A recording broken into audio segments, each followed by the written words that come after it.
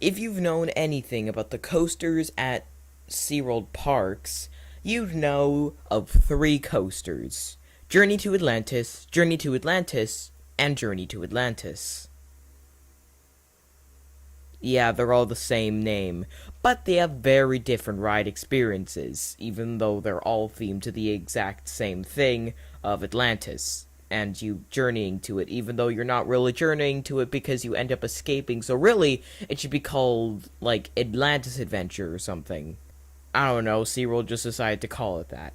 And today we're going to be looking at every single Journey to Atlantis from the time they were built, and everything that's happened during their lifetime. So, let's get started with the first one.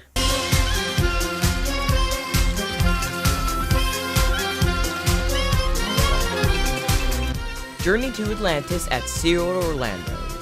This was the first of all the Journey to Atlantises, and the best themed of all the Journey to Atlantises. It was definitely the one SeaWorld poured the most time and effort into. This opened way back in 1998. It was the first ever coaster SeaWorld Orlando received, and is still going strong. However, the coaster had a problem with sinking. And no, not the boat sinking, you pendejo. The story that the ride had would either straight up not play, or would be terribly synced, causing events to play way too late, meaning you couldn't quite piece together what was going on. That, and also, the story was a little too intense for young children, and was a little too confusing even when the audio was working. So, because of all of these complaints, SeaWorld eventually straight up removed the audio and replaced it with audio tracks from the discontinued show Allure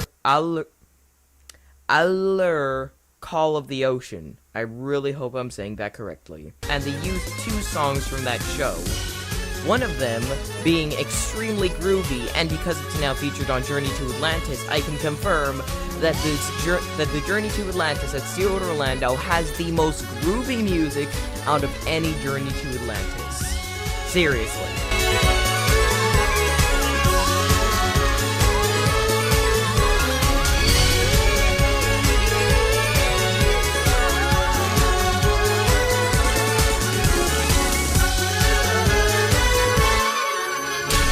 This Journey to Atlantis was also the first ever Mock Rides water coaster.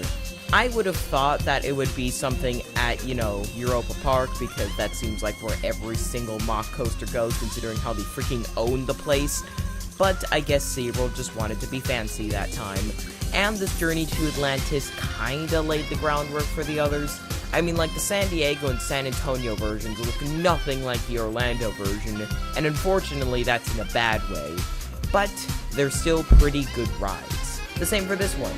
The only thing is it has a pretty short roller coaster section, probably because this is a prototype, so they didn't want to go too all out with it, just so that way they don't accidentally break the limits of the boats right off the bat.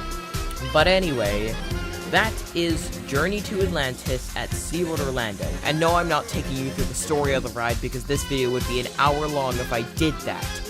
So I'll just give you a quick gist of it. Basically, in the original story, a mermaid comes up to you, lures you into Atlantis, eventually turns out to be a siren. You then have to escape using something. So yeah, that's a quick gist of what the story was originally, and then they took it away and replaced it with two pretty good soundtracks, the other one being extremely groovy. Anyway, on to...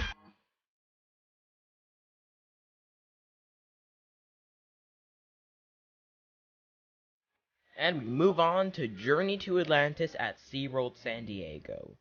Now, first thing to note, This coaster went through the biggest facelift of any of the Journey to Atlantis's. The old paint scheme, while I can agree it was a little bit better than the one we have now, it was the old track and some parts of the original paint scheme had seen better days. Like, look at the towers! What the freak happened here? Did someone spill their Starbucks coffee and expanded it 50 times over? Look at this! I think maybe the San Diego weather wasn't too kind to these roofs, but whatever it was, that just is not pretty. So, the coaster got a facelift in 2019 that finally gave it a story after about 5 years of not having one. And it had a story originally, but honestly, no matter how many recordings I look at, I cannot tell what the freak that thing was. It had something to do with a curse, that's all I know. And the new story is, well, basically you go on an adventure with an intern who has no idea what she's doing. Look at other POVs of this ride to figure out the story. I'm not going to tell you now.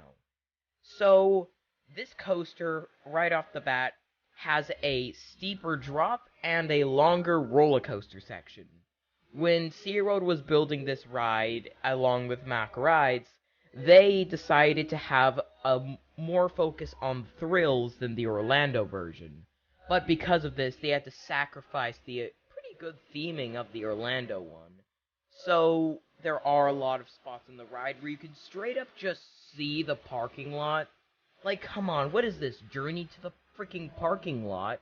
So, basically, the ride starts off with a nice little turnaround, drop, turnaround, then the best part of the ride, in my opinion, is the elevator. If you have no idea what's coming in this ride, I personally think that's a good thing, because this elevator will probably surprise you. Unfortunately, I already knew there was an elevator, but I still was very surprised by how it worked and how it moved. So it's a very weird experience to first experience this elevator, especially how it sways from side to side, so that way they can have more elevators in the second tower at once. So, to expand this area even more, because I want these things to be as even as possible in length, you can see that the ride has two main towers. The first one holds the first drop, and the other one holds the elevator, and Poseidon's Grotto. Honestly, I don't think this place ever had a name, and it just now got a name, which I'm just gonna say it's unofficial, but that's what I use in all of my videos, so I'm just gonna call it Poseidon's Grotto. And then there's the roller coaster section, which has the third tower, which is literally just a maintenance tower. You don't go in it, you only go near it. And from the concept art of this ride, this tower was originally supposed to be enclosed, and I guess they just couldn't go through with it for some reason. Then again, there were a lot of things with this ride that seemed to be cancelled, like these arches on the lift hill, this arch over the end of the lift hill, a lot of the area. A lot of this ride was cut while they were building it.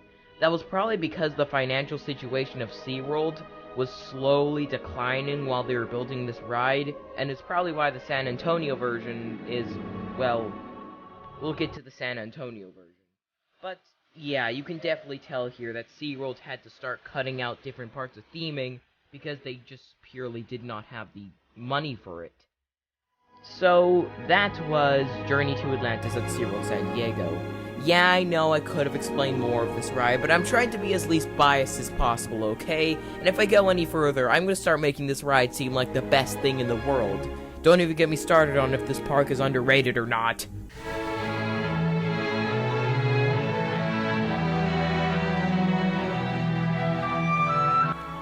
What happened here, SeaWorld? Please, what happened here? Come on. This was made in 2007. Manta opened in 2012. Manta at SeaWorld Orlando opened in 2008.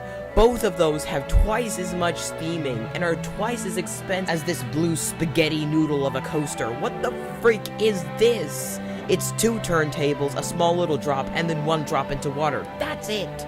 There's 1 teeny tiny little hut you go under, and that's it.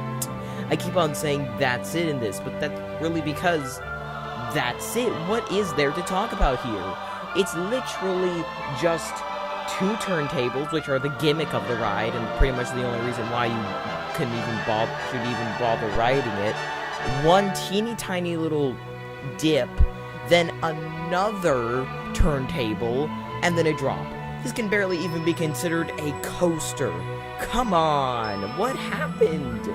I mean, like, yeah, SeaWorld wasn't going that well financially when this ride was built, but Manta at SeaWorld San Diego was built in 2012. That was when they were even worse than they were in 2007. So really, if anything, this ride should be more themed than Manta, but nope, it ain't. It is just the worst Journey to Atlantis out of all of them. At least the one in San Diego makes up for it with a story, an elevator, and an actually long roller coaster section, and the one in Orlando makes up for it for good theming. But this one has nothing to it. It doesn't have a good roller coaster section because the only roller coaster section is literally a freaking dip. And it doesn't have good theming, especially not good theming. Come on. You can literally see the bare San Antonio grass below you. If that doesn't say cheap, I don't know what the freak will. SeaWorld just did not try with this coaster, and I honestly feel like SeaWorld San Antonio should deserve better. In fact, all the coasters at SeaWorld San Antonio, except for Texas Stingray, should be better. I'm like, they literally have a freaking Batman the Ride clone. That isn't even called Batman the Ride. It's called Great White. And it's not even, it's literally just your average Batman the Ride clone. And their best rides there are a Morgan Hyper, can understand that, and a GCI, can understand that. But both of these rides are under-themed, have kinda good color schemes, and Texas Stingray is the only one that people praise at this park. I don't even see people praising Steel Eel that much. Basically, just, if you come across this coaster, just don't ride it unless you're going for the credit. There's really no point. I mean, like, I shouldn't be saying that considering how I've never ridden this, but come on! The people that have ridden it have said that it's not that good of a ride, and it's pretty obvious, so just don't bother.